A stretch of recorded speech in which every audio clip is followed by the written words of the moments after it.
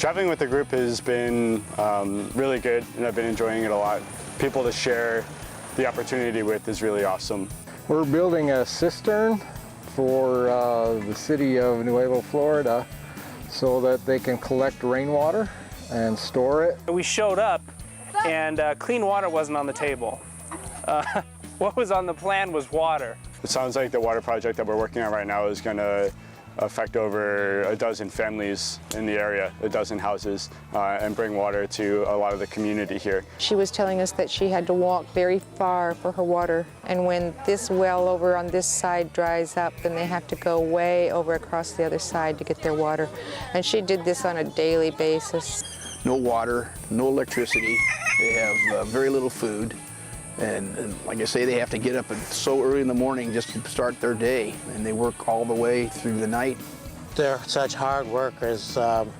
Most Americans would just faint by 2 hours of what they do. The people are nice.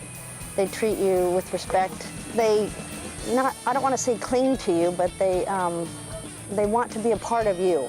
There's no language barrier here. You see a smile and it tells you so much. The children are happy and smiling with a jump rope and a few marbles, and they're in their happy world.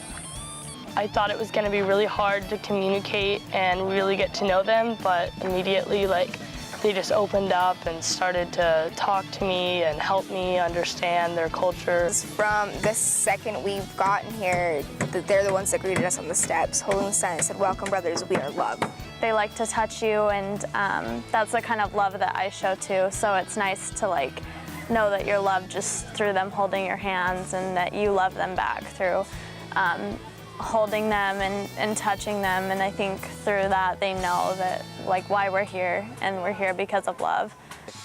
You know, in America, it's so difficult to actually impact another person.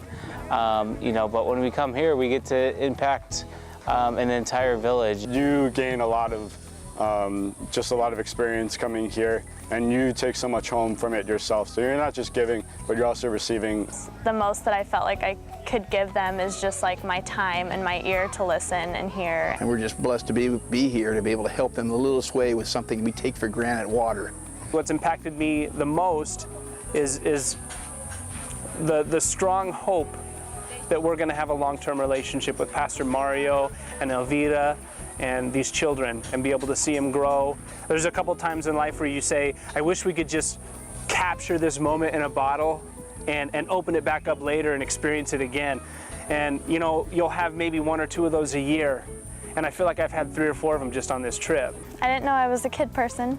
You may have to push yourself a little bit, but once you get here, it's just a complete reward. Unbelievable what we have there, and to come to see the conditions here and the smiling people for what they have, it's just absolutely amazing. This is probably one of the,